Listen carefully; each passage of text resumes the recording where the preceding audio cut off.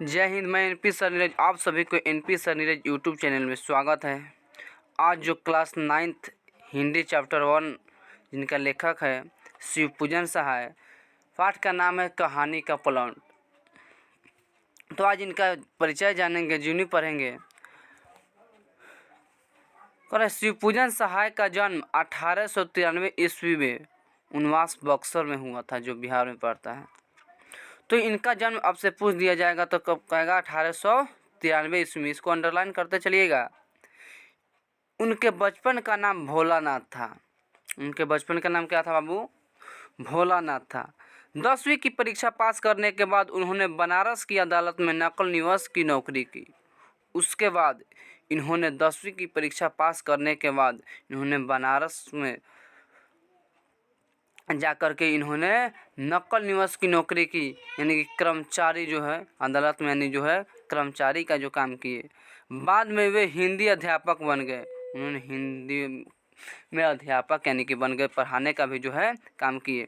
असहयोग आंदोलन के प्रभाव से उन्होंने सरकारी नौकरी से त्याग दे दिया। जब गांधी जी द्वारा चलाए गए असहयोग आंदोलन थे, इन्होंने अपनी नौकरी को त्याग करके छोड़ करके इन्होंने असहयोग आंदोलन में भाग लिए। उसके बाद कह रहा है शिवपूजन सहाय अपने समय के लेखकों में बहुत लोकप्रिय और सम्मानित व्यक्ति थे। बहुत अच्छे जो लेखक थे। उन्होंने जागरण, हिमालय, माधुरी, बालक आदि कई प्रतिष्ठित पत्रिकाओं का संपादन किया। इसके साथ ही वे हिंदी की प्रतिष्ठित पत्रिका मतवाला के संपादक मंडल में भी इन्होंने अखबार में भी काम किए हुए। सन 1963 में इनका देहांत हो जाता है और इनका मृत्यु जो है 1963 ईस्वी में हो जाता है। तो जन्म हुआ 1893 और शिवपूजन सहाय का जो कब कह दिया जाएगा कि निधन कब हुआ, तो 1963 ईस्वी में। फिर आगे कह रहा है बिहार राष्ट्र परिषद तो इन्हीं की कल्पना का साकार रूप है। इन गतिविधियों में अतिशय व्यस्त रहने के कारण उन्होंने स्वलेखन का काम कम अवसर मिलता था। देहाती दुनिया एकमात्र उपन्यास है जो ग्रामीण परिवेश को ठेठ भाषा में उभारता है। इसे आगे चलकर लिखे गए आंचलिक उपन्यासों को पूर्व पठिका कहा जाता है। कहानी का प्लॉट और मुंडमाल जैसी मार्मिक कहानियों लिखकर उन्होंने हिंदी कथा साहित्य की श्रीवृद्धि की है। यानी कि ये जो कहानी का प्लॉट लिखे हैं, यह ग्रामीण परिवेश की कहानी है। कैसा कहानी है? तो ग्रामीण परिवेश की कहानी है। इसमें दर्शाया गया है कि एक गाँव का जीवन लोगों का किस प्रकार से होता है, गाँव में लोग किस प्रकार से यानी कि एक रहते हैं, उसी को जो अपने कहानी का प्लॉट जो है उसमें दर्शाया गया है। फिर आगे कह रहा है विभूति देहाती दुनिया दो घड़ी। आगे कह रहा है हाँ, विभूति देहाती दुनिया दो घड़ी, वे दिन वे लोग, बिंब प्रतिबिंब आदि पुस्तकों के अलावा उनके सैकड़ों लेख, निबंध आदि समय समय पर विभिन्न पत्रिकाओं एवं संग्रहों में प्रकाशित संकलित होते हैं। इन्होंने बहुत सारे कहानियाँ लिखे हैं, बहुत सारे जो है पुस्तकें लिखे हैं, पत्र भी लिखे हैं। आगे कह रहा है उनकी रचनाओं का संकलन शिवपूजन रचनावली नाम से 4 खंडों में बिहार राष्ट्र भाषा परिषद पटना द्वारा प्रकाशित किया गया है।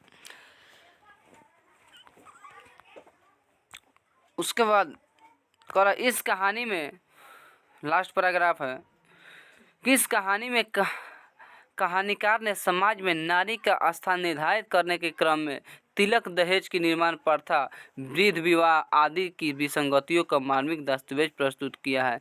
तिलक दहेज की क्रूरता के शिकार भागयुग्नी एक वृद्ध के गले में बांध दी जाती है। तरुणाई प्राप्त करते करते वह विधवा हो जाती है और अपने सौतेले बेटे की क्या होती है, पत्नी बनने का जो है दुर्भाग्य स्वीकार करती है। यह नारी की नीति है। और इस कहानी में कहानी का प्लॉट जो कहानी लिखे हैं शिवपूजन सहाय, इसमें नारी को जो है एक स्थान निर्धारित करते हुए बताते हैं कि आज का जो समय है, तिलक दहेज ये सब जो बातें हैं अधिक मात्रा में यानी कि चलती है। तिलक दहेज के कारण जो है लेखक कहते हैं कि इस समय बेटी पैदा करना है क्या है, मूर्खता है। और उसी तिलक दहेज की क्रूरता में, उसी तिलक दहेज के जो है जाल में फंस करके जो भागजोगनी है जिनके पिता का नाम मुंशी जी है, ये अपने बेटी को जो है एक बूढ़े व्यक्ति के साथ शादी कर दिया जाता है और उस बूढ़ा का जो क्या हो जाता है, मृत्यु हो जाती है। उसके बाद में भागजोगनी का अपने सौतेले बेटे का जो है पत्नी बनने का दुर्भाग्य प्राप्त करती है। तो कितना यानी कि अच्छा बात नहीं है। आज जो तिलक दहेज के मामले में लोग जो अगर गरीब परिवार के चाहे उतना जो नहीं दे सकते हैं, अपने संतानों को शादी, अपनी बेटी की शादी जो है अच्छे घराने में नहीं कर पाते हैं।